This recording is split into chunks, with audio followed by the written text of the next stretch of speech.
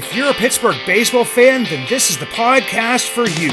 Make your way down, grab a beverage, and get ready to talk Pirates with myself, Craig Toth, and Scott Jackson, two of the biggest fans you'll ever meet. This is Bucks in the Basement.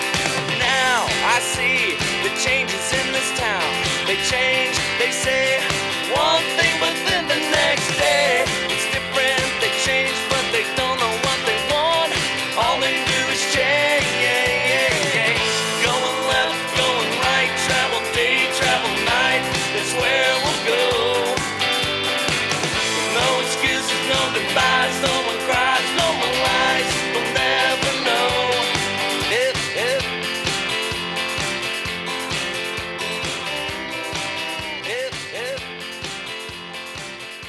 It's that time of the year where not really sure what day it is, coming off of a Christmas break, a New Year's break, but I do know the calendar has flipped to 2025, which means baseball is almost upon us. Not a whole lot going on as far as Pirates news is concerned, but myself and Scott here are here to talk some Buccos. Scott, how you doing, brother?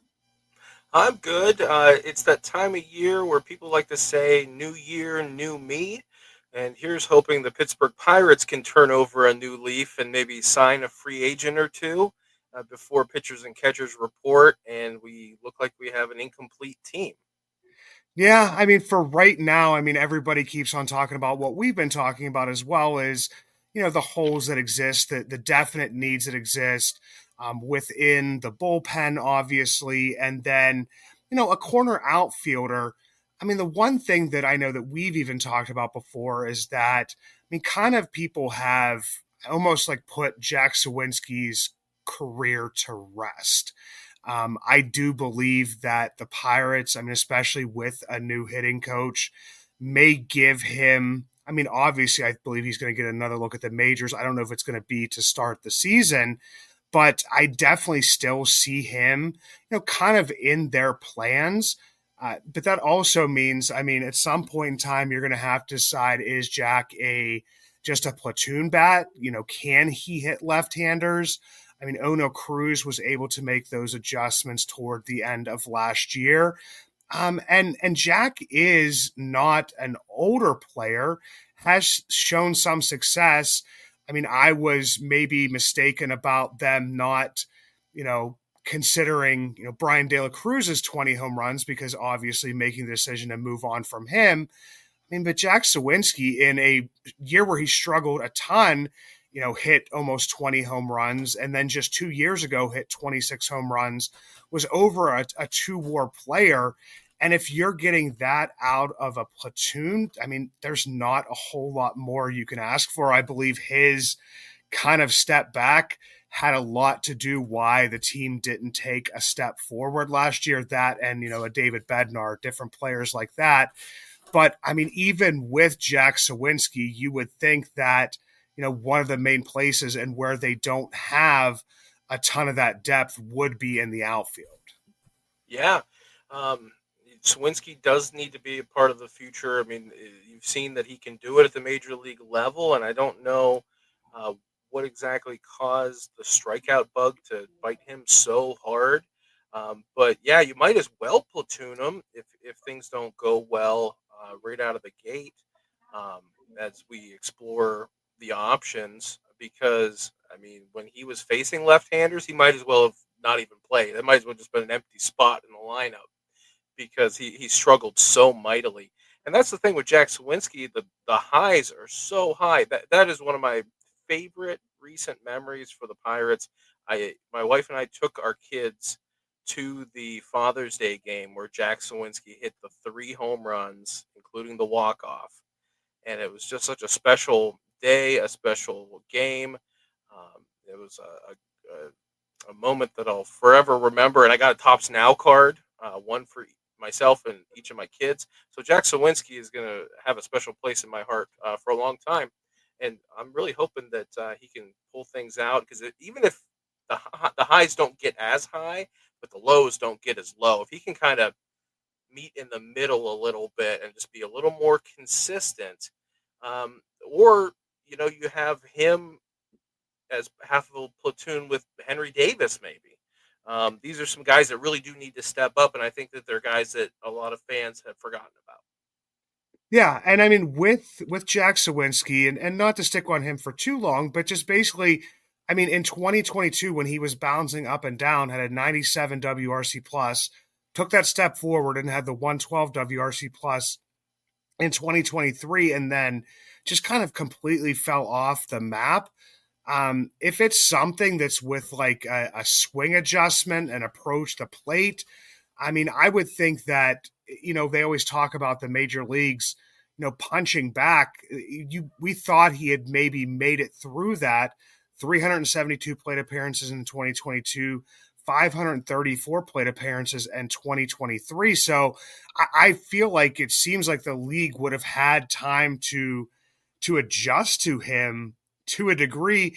And we always look at, the batting average on balls in play at times. And, last year there was maybe just even, I mean, there was a lot of strikeouts, but a 225 batting average on balls in play where he had been at 290 the year before, the average for the league usually being like right around 300. It wouldn't have, solved all of his problems. But yeah, I mean, and it wasn't even like he went down to AAA and knocked the cover off the ball. So, I mean, just kind of needs to have a reset year, which is unfortunate because, as you're saying, as I'm saying, is I think it's a player, whether or not fans, want him to be a part of it or not. I still see it as the team wanting him to be a part of it because, I mean, a lot of the stuff that we talk about during the offseason, Scott, is, what the team could or kind of should do. And we will get into that. I mean, but in the end, I think towards the end of last episode, I was just kind of talking about, okay, well, this is what I feel like they're trying to do just because, I mean, in the end, Charrington is the one, pulling the strings along with, Steve Sanders, Kevin Graves, the other assistant GMs, the scouts, and whoever it may be. So ultimately it's going to be, kind of up to them to make these types of decisions. So, yeah, I mean, I still see Jack as a piece of this. I mean, that's why, when I keep talking about this, and I mean, we're going to talk about some free agents here, is that I usually lean towards looking at, the right-handed options for the outfield. I know that the Pirates struggled a lot more with hitting right-handers as opposed to left-handers last year. That's why a Spencer Horwitz move kind of makes a little bit of sense in that aspect. A guy that hits from the side that you were having those struggles with, where Jack would have normally filled on that and mashed that right-handed pitching. But that's kind of where my mind goes, and that's why I lean that way. But before we got on here and earlier today, we were kind of talking about the fact that, you may have some names that, I mean, maybe not exactly targeting, but just some options, because we really haven't discussed a lot of the free agents out there. And just to give some people, our listeners, an idea of, the caliber of player. I mean, obviously, we weren't going to be in on Soto. We're not going to be on certain players. But, I mean, I know that Jason Mackey last offseason used that phrase of shopping in a different aisle, but we've basically said that you have to find a player with a potential to either have a rebound season, the best season of his career, or maybe a breakout season, because that could be what's going to take us over the top. And of the list of players that I looked at least, and even the ones that other people wanted signed, like say a Max Kepler had not a great season at all last year and was injured off and on. You would hope that he would be able to come back, and that's kind of what the team signing him is banking on. So it's almost like the Pirates would be banking on something similar.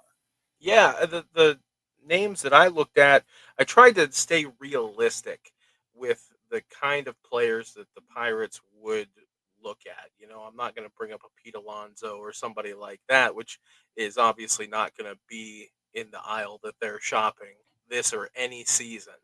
But the first name that I have on my list when I was looking at potential solutions for first base, if they decide to do a platoon with Horwitz, A bounce back candidate that I came up with was JD Davis.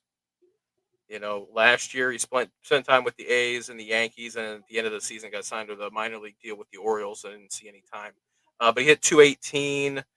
On base 293, 338 slugging for a 631 OPS, but only 4 home runs. But in 2023, with San Francisco, he was a .9 B-WAR player, 18 home runs, 23 doubles, a 738 OPS. Somebody like that they could bank on from the right-handed side to be a complement to Horowitz, and could sign to one of those show me deals that we talk about. We've talked about in the past. I think that was the first name that I came up with.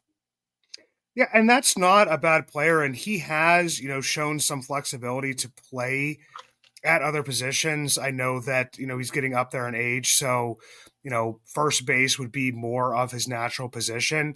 And that's not, my first thought, but once again, like I kind of go into Ben Cherington's head because a lot of the times, they're looking for those guys with that position flexibility, and especially since you do already have another first baseman on the roster, it's not like you're going to kind of go out there to sign Rowdy Tellez. But even with Tellez, they were using kind of Connor Joe as like a little bit of that platoon Mm-hmm. player, a player to give him rest, different things like that.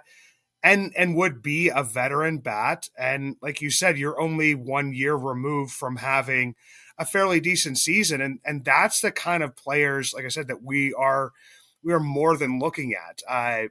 A name that I've seen out there for a different position, I've been seeing a Jurickson Profar. I mean, Jurickson Profar pretty much broke out a little bit a couple years ago and then really had his full breakout season after having a fairly middling career. And you're talking about a guy in JD Davis who was, kind of sought after, after his time in New York. And then especially, after playing in San Francisco in 2023, I think he was a guy that was mentioned on those, that roster. And it wouldn't be that he would be in a very high pressure situation. I believe that Horowitz is going to get, more than, his fair share of a run. But then also he's a guy in JD Davis that, we did sign Andrew McCutchen, but if there would be a McCutchen injury, Davis is a guy with some potential, with some power that could, also slide into the DH position. Like I said, it's not like the sexiest of pickups, Scott. I mean, I think we Right. both know that, but it's a guy that could potentially, fill a need because you don't have Connor Joe on that roster anymore. And if you are going to platoon, I mean, you're looking at, Billy Cook, an unproven player, somebody who hasn't done it in the major leagues. You're looking at IKF, Jared Triola. I mean, we've talked about all those options before. For me, the first guy, and I've talked about this guy with you before, if I would be looking on the free agent market, and it's not even saying that I am, planting my flag for this guy whatsoever. But a guy that I just keep looking at his numbers and I keep looking, and I just happen to have him on my fantasy team, baseball fantasy team for a couple of years. And that's Austin Hayes. Austin Hayes last year had pretty much his worst season in 3 years. Prior to that, he always had an OPS up above 700. It wasn't like he was, the greatest hitter in the world. Showed some power, hit over 20 home runs 1 year. Last year, when he was with Baltimore, dealt with some soft tissue injuries, but then he was traded for by the Phillies, and he came down with a kidney infection, which was possibly the reason for his back issue that was, haunting him earlier on the season.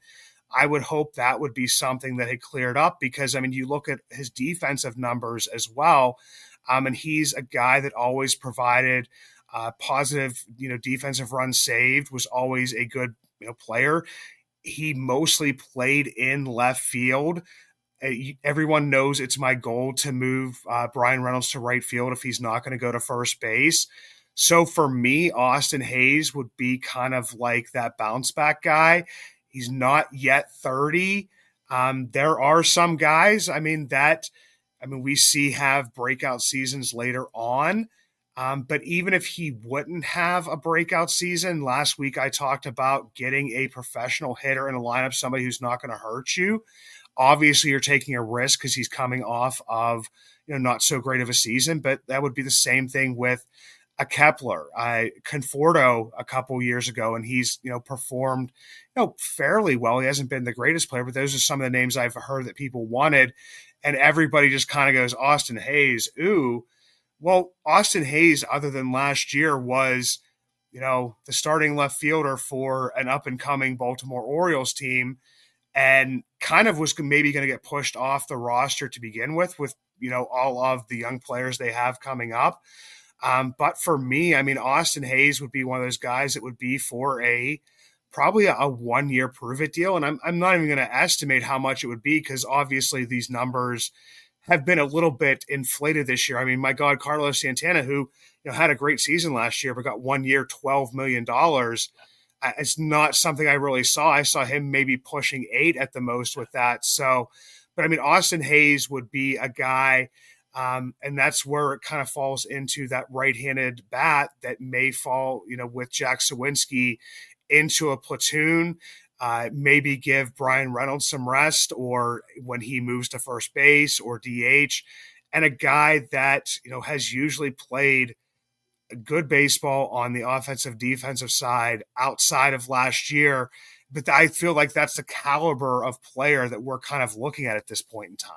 Yeah, and when you talked about his defense, that's not exactly a small left field at Camden Yards.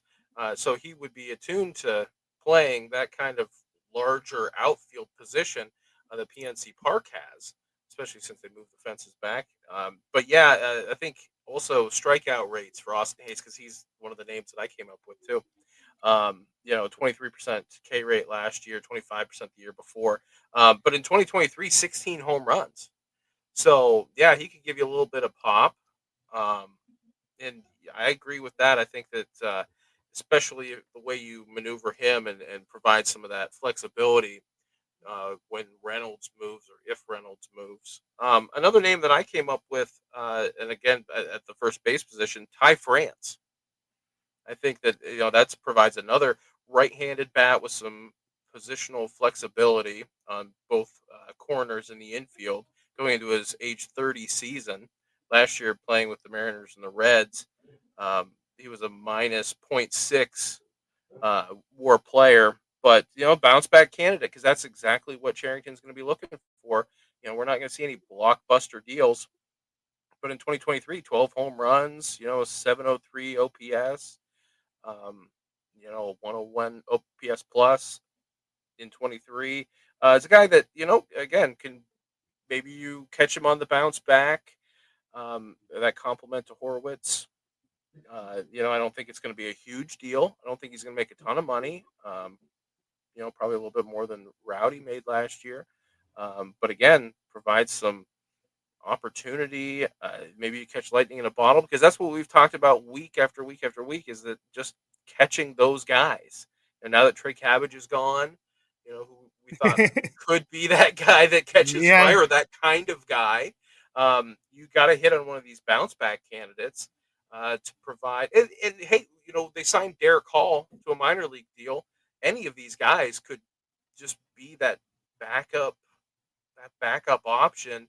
That, hey, if it doesn't work, you don't sign him for a ton of money. You trade him away, or you DFA him. And in Major League Baseball, what is $5-6 million to any team, even the Pirates.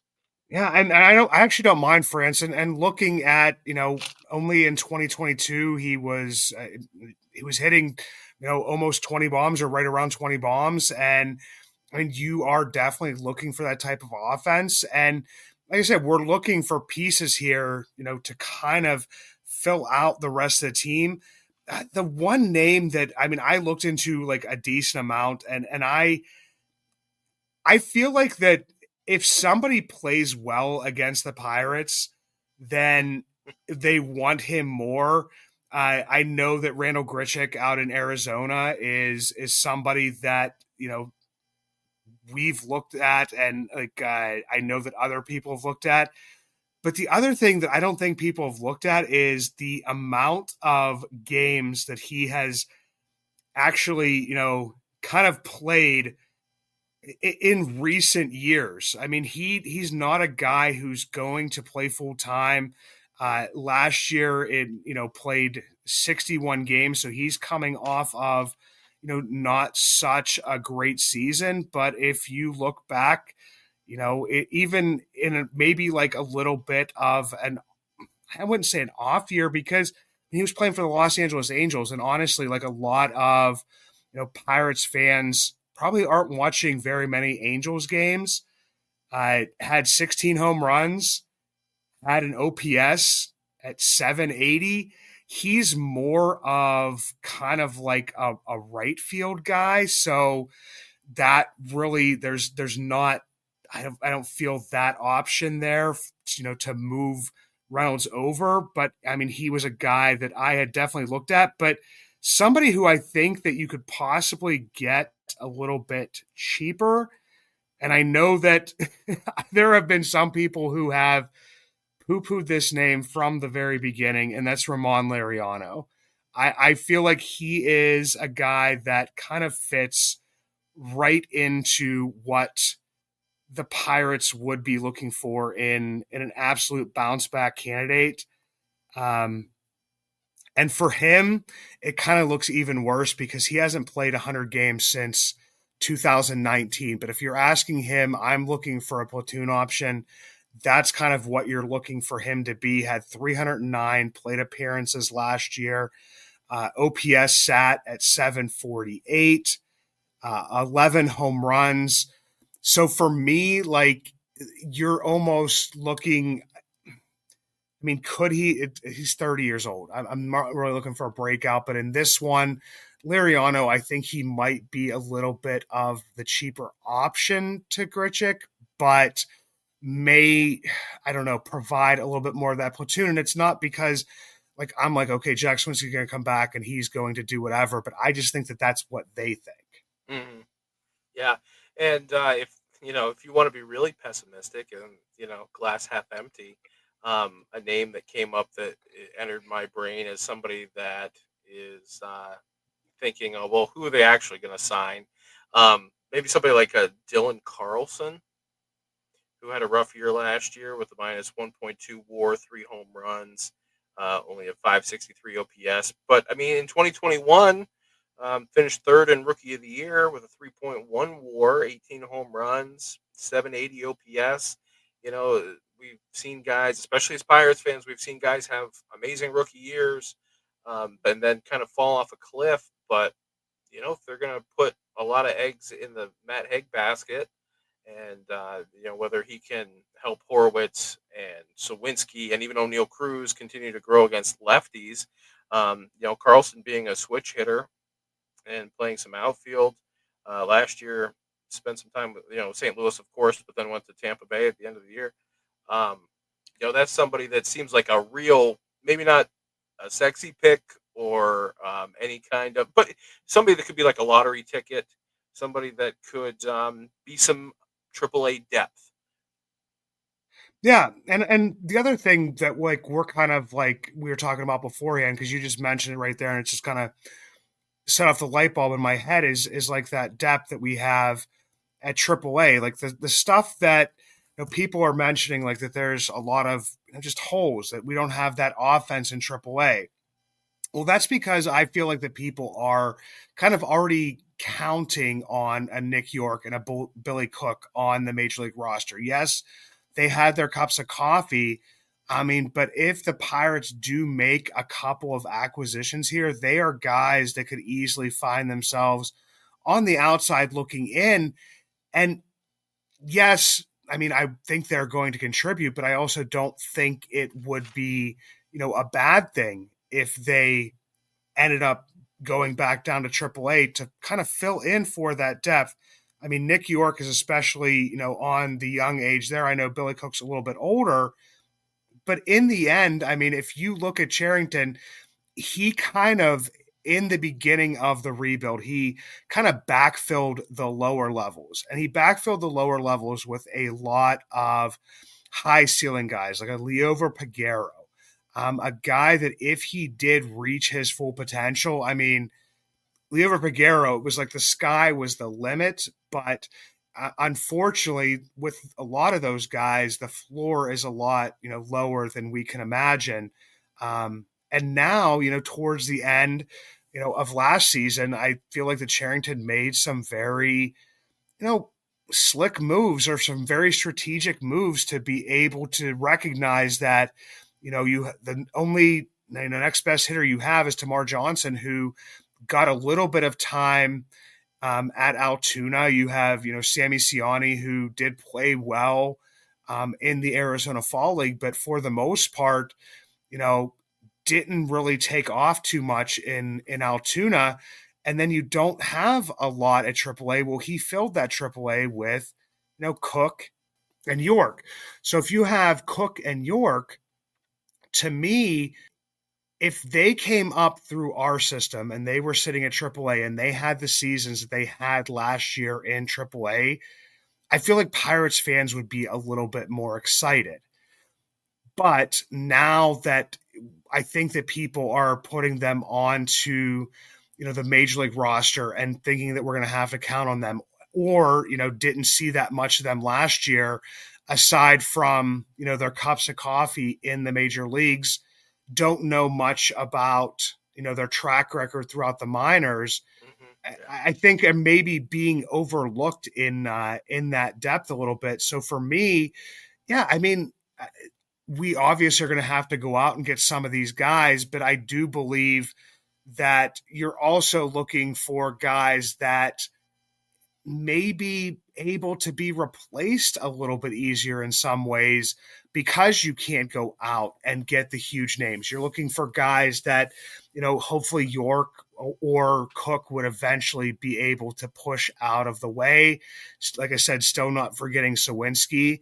So, I mean, that's the weird thing here is that it's that, AAA is barren. Well, I don't think AAA is barren because I think some of these guys that we're looking at counting on in the major league roster, because we don't have a full 40 man right now, there haven't been a lot of moves made that, it's gonna look barren down there, but I just don't think it's as bad as everybody, or I should say most people, are looking at it as. Yeah, I think that that's just a psychological thing for a lot of fans, because Cook and York were, you know, they were good prospects in the respective organizations that they came from, but not everybody is looking at top 100 lists and things like that. And then we were so focused on the Pirates buying at the trade deadline and making that playoff push that these more calculated strategic moves to backfill the system and get guys that are on the cusp of making the major league roster, those moves were overlooked. And almost these smart baseball trades, because I mean, moving Quinn Priester for Nick York, I feel like is a fantastic deal. And I think that there's a lot of potential there with York, and I look forward to seeing more from him. But yeah, when you bring in a prospect that was on somebody else's list, and then you just see him for a couple of weeks at the end of the season, there's really not enough for your regular fan, your everyday fan, to really sink their teeth into. So I wouldn't be surprised to see somebody like him start at AAA and be that AAA piece that you were talking about, and then put up some numbers and make his way to the major leagues. Yeah, because we just, as Pirates fans, obviously we want guys to contribute. We want guys to help, make that. We're talking about that push and get towards a playoff run. Hopefully, at some point here in the near future. But I mean, like we're saying, we're hoping that the Charrington has something kind of cooked up for us here early on. He did say, that's the other part is like, I mean, he did say like maybe we'll get something moving after the holidays. He said that at the winter meetings, and people kind of got a little bit frustrated with him. Obviously, made the trade during that, and has since signed McCutcheon, something that we talked about last week that was, going to be a foregone conclusion.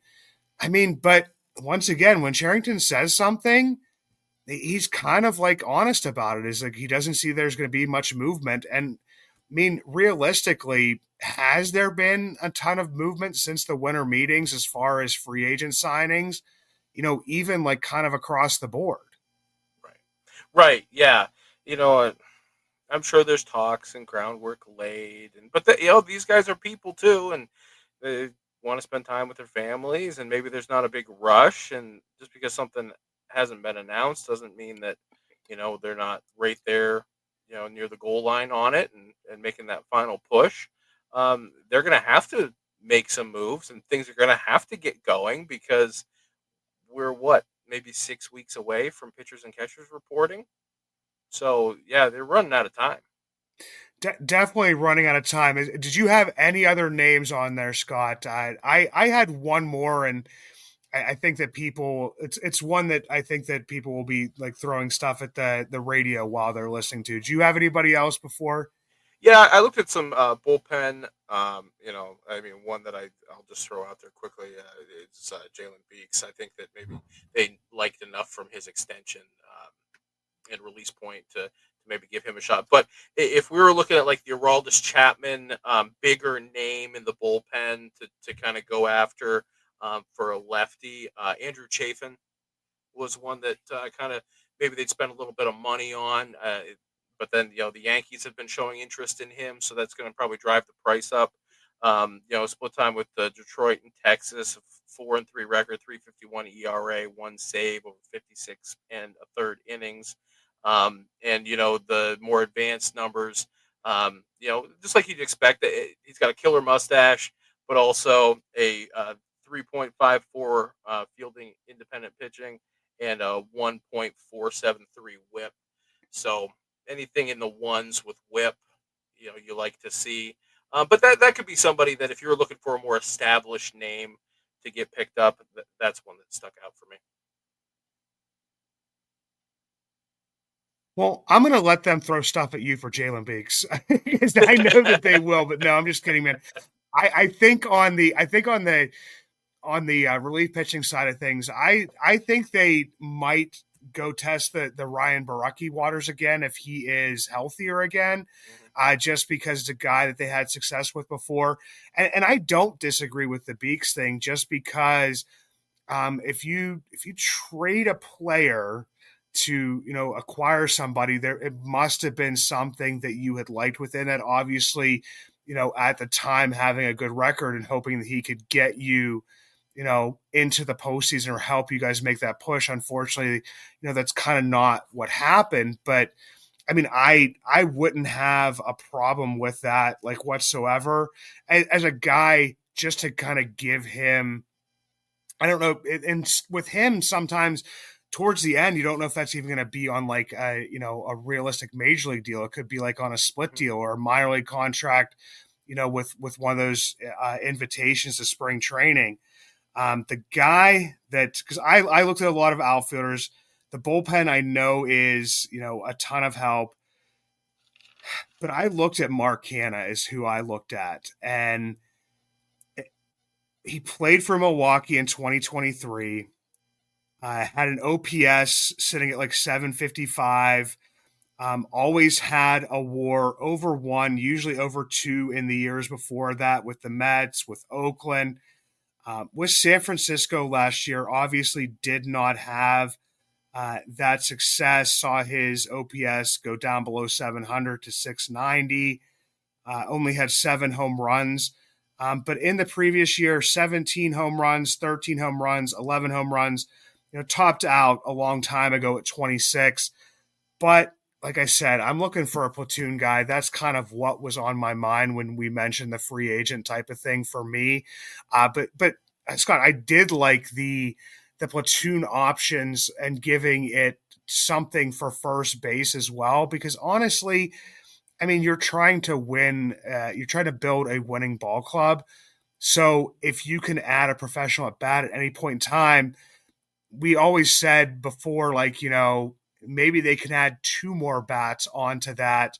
Obviously, looking at the outfield more, but if you get a platoon option at first base and for not a ton of money, because that's kind of what Charrington is really tasked with, and you have a first baseman in Horowitz who you're going to be paying, what's quote unquote league minimum. You're paying him on a rookie deal like less than $1 million, usually sitting around like 775,000. You bring in somebody else for a couple million, and you can build a great platoon for less than $3 million. I mean, that's a good use of the assets. Absolutely. And isn't it terrible that that's what it comes down to week after week after week? I'm sure that there's Steelers podcasts or any number of NFL podcasts that don't have to talk about the money constantly and how having to build a team on a budget. But that's the reality that we live in. And you and I said right from the beginning that, that we are realistic Pirates fans and we want to live in reality when we're talking about these things. They're not the most attractive superstar moves, but they're moves that we could realistically see the team, make and potentially be successful. Yeah, because I mean, at this point in time, you either have options to be irate and frustrated, you have the option to be, I guess, overly optimistic, or you could kind of just stick right down the center lane and be realistic.